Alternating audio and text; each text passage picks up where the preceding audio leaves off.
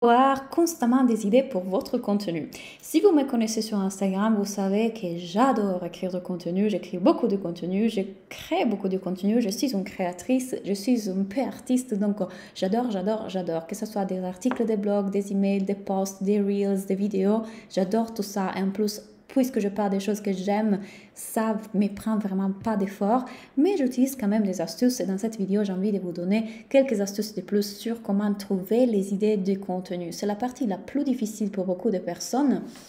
Et du coup, là, on va parler de comment trouver les idées, mais aussi comment trouver les bonnes idées pour votre cible et vos stratégies. Parce que parfois, on a plein d'idées à la tête, mais ne sont pas du tout les bonnes stratégies, les bonnes idées pour que vous puissiez transformer, du coup, ces personnes qui consomment ce contenu gratuit en client. Donc, la première que j'adore utiliser, c'est tout simplement me baser sur ma vie. C'est-à-dire que je me laisse porter par l'univers, je me laisse guider par l'univers. Et chaque jour, l'univers me donne un indice de ce que je dois utiliser comme contenu. Ça peut être que ce jour-là, je suis assise et en train de lire mon livre dehors dans le jardin et il y a un gap qui se pose sur ma main. Gap, vous avez compris, qui se pose sur ma main et là, ça me fait penser à quel point parfois on a peur en fait de l'inconnu, on a peur de ce qui pourrait arriver et par peur et par cette peur de souffrir, en fait, on a des réactions exagérées envers la nature, les autres. Parfois, on pourrait tuer cette petite animal alors que peut-être là, elle part tout seul si on le laisse faire. C'est exactement un post que j'écris.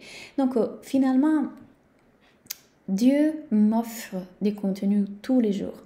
Il me suffit de penser à ce dont ma cible a besoin et ce que la vie m'enseigne. Toutes les clés que moi je récolte à fur et à mesure sur mon chemin sont des clés qui finalement vont m'aider et vont aider les autres par conséquent. Donc, j'ai juste à être observatrice de ma vie.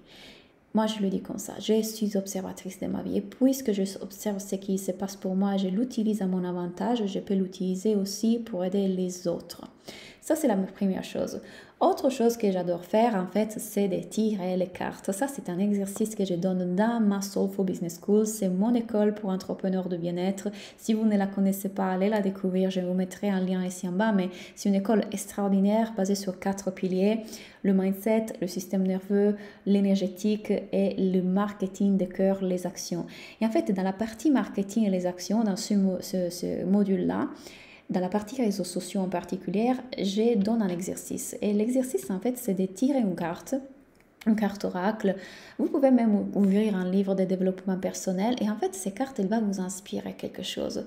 De par les couleurs, les images, ce qu'il y a écrit, le message.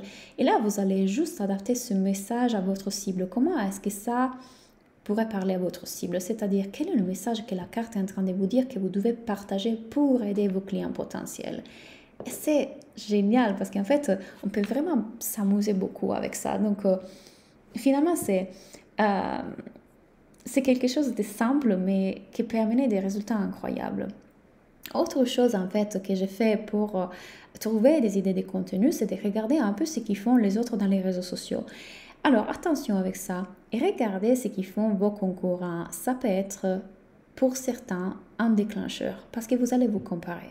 Et l'idée ici, c'est pas du tout de rentrer dans ce mécanisme très normal de l'être humain, très normal de notre cerveau, mais d'être attentive à quand votre cerveau est en train de rentrer là-dedans. Donc, observez-vous pendant que vous consommez du contenu.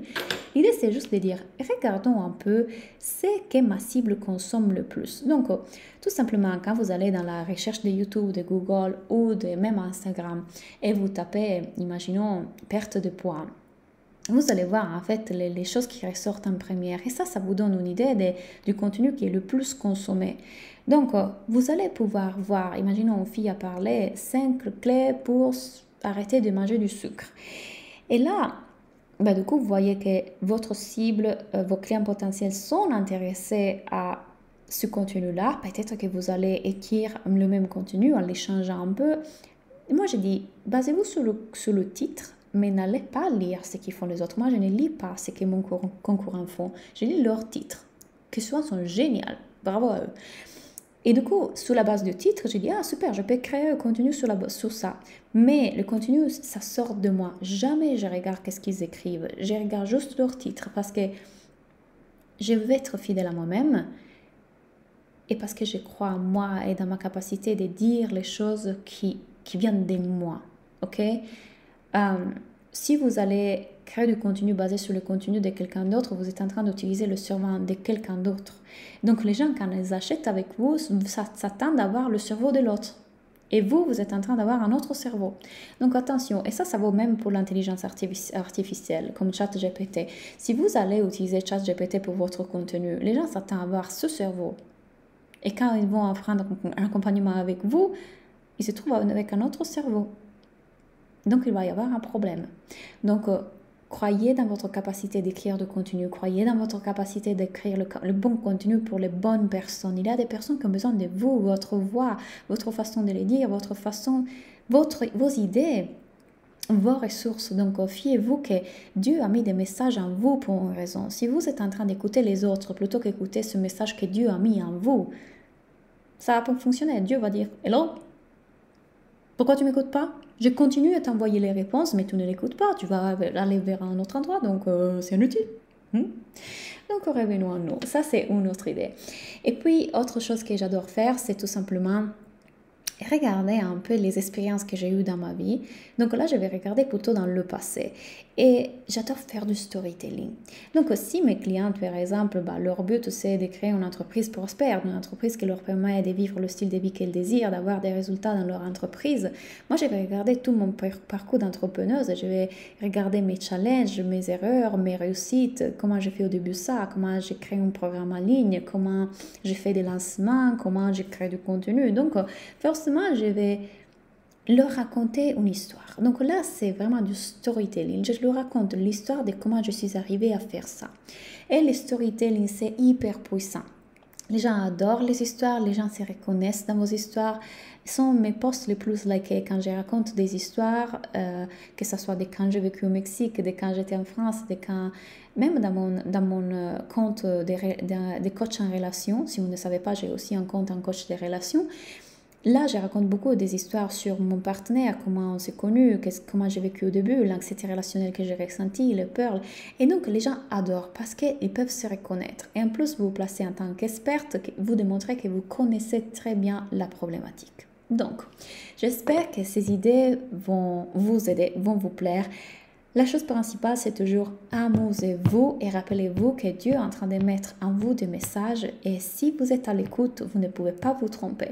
Si vous êtes en train d'être dans vos peurs, dans votre mental et plutôt centré sur les autres, c'est-à-dire pas vos clients, mais vos concurrents, vous n'êtes pas en train d'écouter le message que Dieu a mis en vous. Ok, dites-moi en commentaire si vous avez aimé cette vidéo, si elle vous a aidé et si vous voulez venir rejoindre la Business School, sachez que là j'ai encore plus de choses à vous dire, je vous donne encore plus d'idées et surtout on va voir comment est-ce que ces idées vous pouvez les décliner en offres. Comment est-ce que vous pouvez utiliser ces idées pour faire la transition vers vos offres? Comment est-ce que ces idées, et surtout si ces idées sont les bonnes pour attirer les bons clients? Parce que là, je peux vous coacher du coup. Donc, venez rejoindre l'école. Je sais qu'on va passer un super moment ensemble en coaching. Donc, vous découvrez toutes les informations ici en bas et on se parle très vite. Bye!